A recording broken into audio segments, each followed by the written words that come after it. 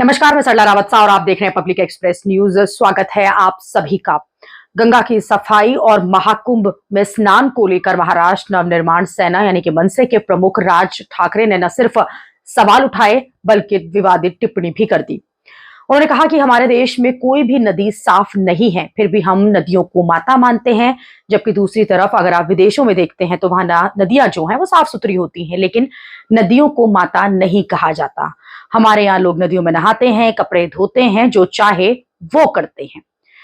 दरअसल वो एक कार्यक्रम में पहुंचे थे जहां नदियों का जिक्र करते हुए, महाकुंभ का जिक्र करते हुए उन्होंने सरकारों को घेरा।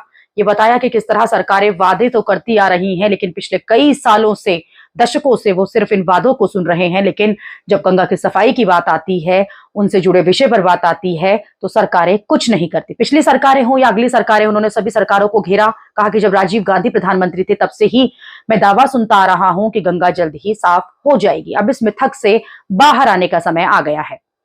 लोगों को अंधविश्वास है, इस अंधविश्वास से बाहर निकलना चाहिए। मैं उस गंगा के गंदे पानी को नहीं छू सकता जहां करोड़ों लोगों ने स्नान किया हो।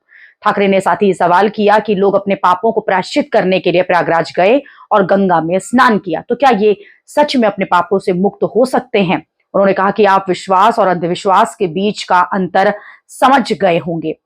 दरअसल कई नेताओं के ऊपर ये आरोप लगते रहे हैं कि महाकुंभ में वो नहीं पहुंचे थे। बीजेपी के कई नेताओं ने इससे जुड़े सवाल भी खड़े किए थे। इसलिए ऐसे ही एक कार्यक्रम में जब वो पहुंचे तो उन्होंने गंगा की सफाई, महाकुंभ में स्नान को लेकर सवाल किए। अभी के लिए इतना ही। अगली खबर में आपसे फिर होगी मुलाकात। देश और दुनिया की खबरों के लिए आप देखते रहिए, आप जुड़े रहिए पब्लिक एक्सप्रेस न्यूज के साथ। धन्यवाद।